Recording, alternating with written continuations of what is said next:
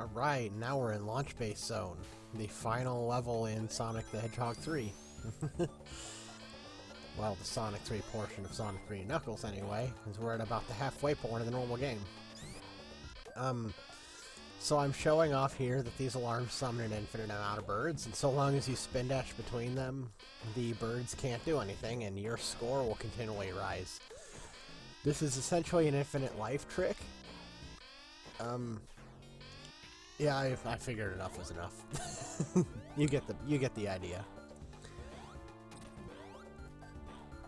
Back here's a secret ring. It's the only one that I really know about in Launch Base, like, because by this point I don't need to search for those anymore, so I usually don't, and I don't ever accidentally find them. That's the only one I've ever found in this level that I can recall, but I could be wrong on that. Like, I might just not have something memorized. You know, the Launch Base Zone, it was such a really awesome final level.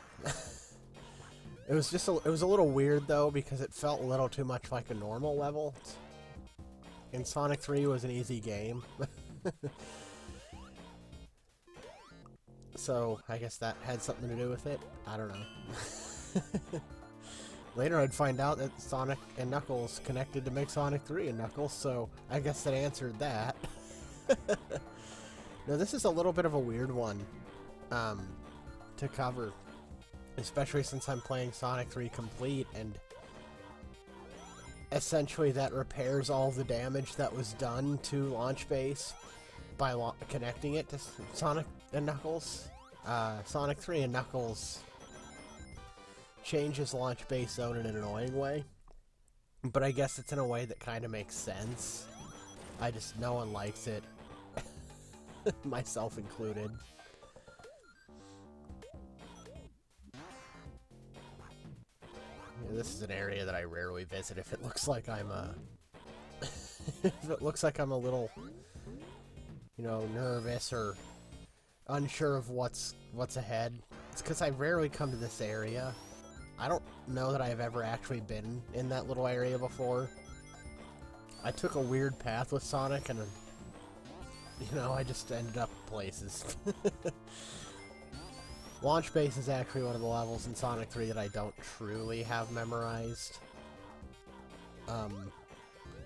Because it feels complicated. I don't know if it is complicated or not, but it feels complicated. Just look at all the stuff that's going on. But it doesn't feel climactic, does it? Well, I showed this off because of how shortly I was in here. I didn't feel like cutting. That would have been work.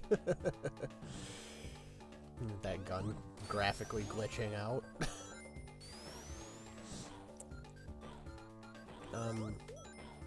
Most of the changes to Launch Base take place towards the end of the level. Like, I'm gonna have a very, very small amount of time to talk about it. But essentially, I guess I can talk about it now. The final boss of Sonic 3 was removed from Sonic 3 and Knuckles. And it's a really awesome boss, like... Oh, I remember that part. Yeah, it's a really, really awesome boss.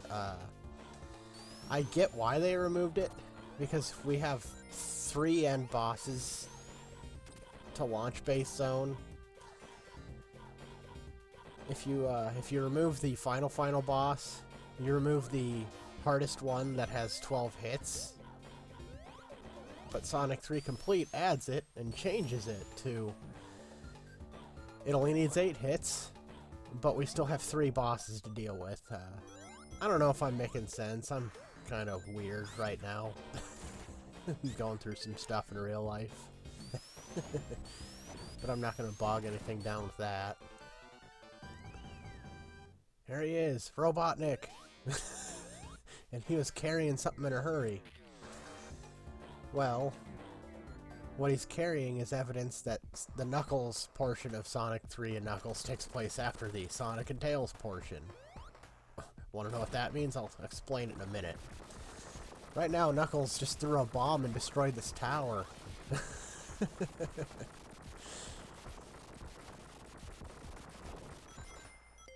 Anyway, launch base zone. Yeah. So launch base is a really awesome level. It has a bunch of really fun boss fights, too. This one is not included, but the Knuckles fight will be, because there's 3 boxes up there and only one of them opened. Well, when Knuckles gets here, the middle one is open, and he has to fight the remaining 2. It's not as hard as it sounds, but it's still kind of a neat idea. This boss isn't so bad.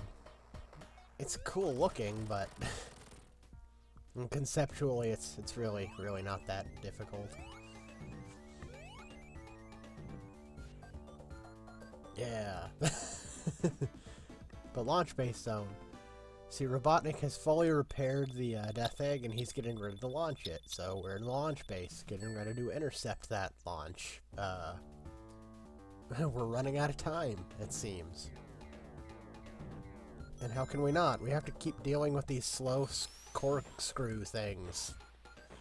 And water that removes your shield, and yeah, there's water in launch base now. Oh, come on, I was on top of him. This part's weird. Like, it's gonna look like I'm doing something awesome, when in fact I'm just kind of, that was all kind of accidental. And I just kept running with it. Actually, I think I saw a secret stage just now. Like, huh. I don't know. I didn't see it when I was playing, so I didn't go look. And probably for the best. I probably would have taken time. It made me look like a fool. Oh yeah. All this, oh, there's the 2, you know, more awfully placed robotic monitors. Had I been in a ball, that would have been a hit. But I was on my feet, so it wasn't. And I reacted like I wasn't a ball. That little water. It takes away any shield you have. It's a really douchey thing. This level, man, it looks like I'm so skilled and know what I'm doing when really the level's kind of playing itself in areas and I'm just kind of there for the ride. Trust me. If it looks like I'm doing awesome, it's probably accidental in launch base zone. Not so much an ice cap. But we're actually getting to Sonic and Knuckles. The Sonic and Knuckles portion of Sonic 3 and Knuckles, and I'm not gonna lie, that's where the game gets a little more artificial with my skill, because that's where I practiced a lot before going in and just playing through it. Sorry if that ruins the experience, because I didn't have to practice as much for Sonic through the Sonic 3 portion. I know that game pretty well. I played it a lot. I practiced once and then recorded. I hope it shows.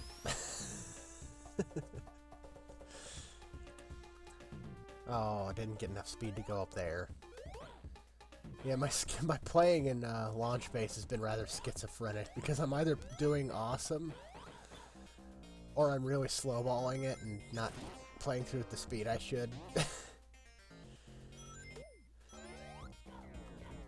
Let's get to the water section and completely say nux to that. Yeah. It's because this water section's really annoying. Like, there's a lot of hills and no bubbles, and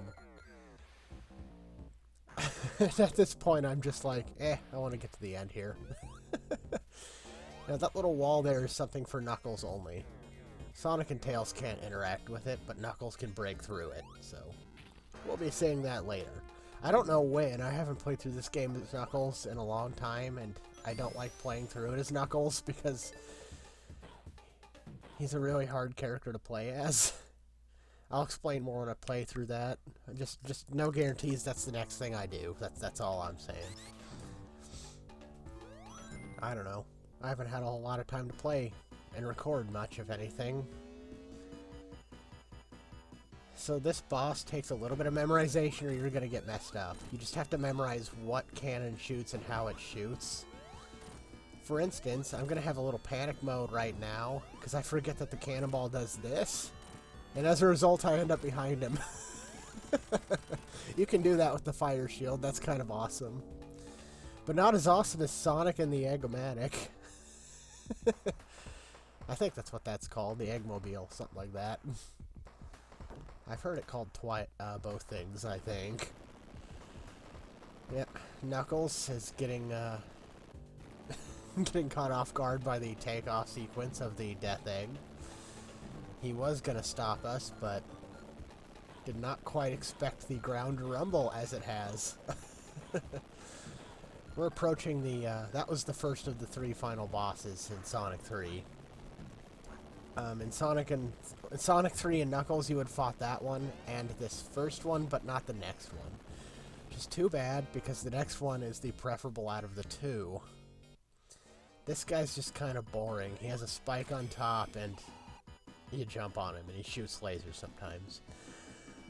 I'm gonna get a little too prideful and take a stupid hit, which is fine, because it means that I can't be tempted by Supersonic in the slightest.